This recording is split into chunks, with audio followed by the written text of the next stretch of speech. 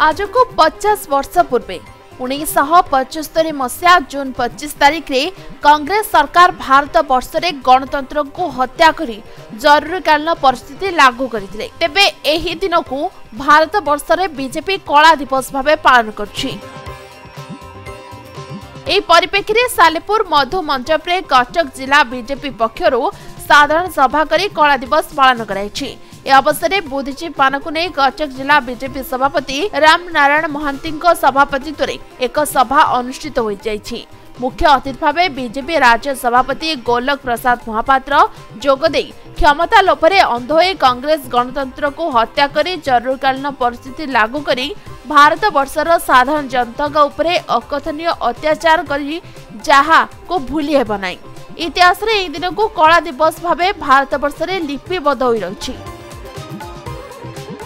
ए कला दिवस सभारे टांगी अंचल डॉक्टर सुरेंद्र बेहेरा जोगदे निजे जरूरीकालीन परिस्थिति रे किभली कारभारण करथिले कांग्रेस सरकार अकथनीय अत्याचार अंगे निभाइथिबा कथा उद्बोधन ले दैथिले।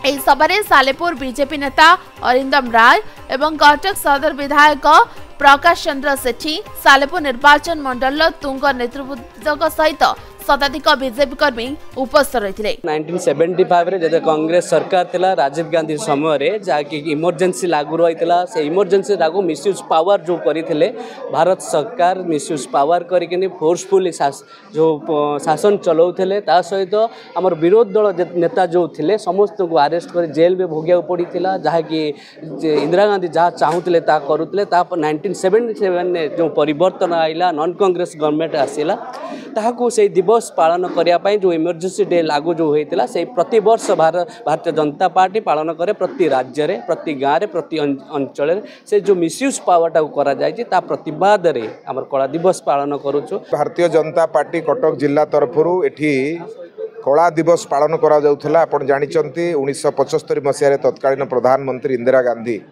जो भली भाव में भारत वर्ष रे इमरजेंसी जारी करथिले निजर चौकी बंचेवाई गोटे प्रधानमंत्री रहापी भारत वर्षर सेतबेलर 70 कोटी लोकंकु एक अकथनीय अत्याचार करथिले।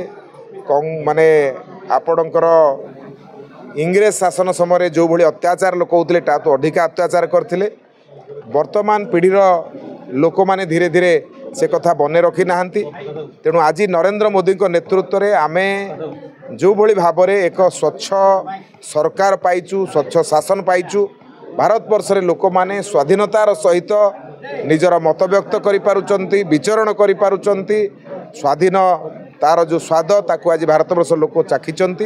1975 मसीह जून 25 तारिख दिन जो भली भाव में तत्कालीन प्रधानमंत्री इंदिरा गांधी सेतबेले इमरजेंसी डिक्लेयर करथिले एवं जो भली भाव में सेतबेले अनैतिक भाव में लोक मानकू जेल रे पुरैथिले एवं जहाँ जहाँ टर्चर करथिले ताहार 50 वर्ष आज पूर्ति होइछि एवं ताकू ध्यान रे रखी भारतीय जनता पार्टी आज कला दिवस पालन करिछि। सालेपुर चित्तरंजन मुदलिंग रिपोर्ट समय लाइव।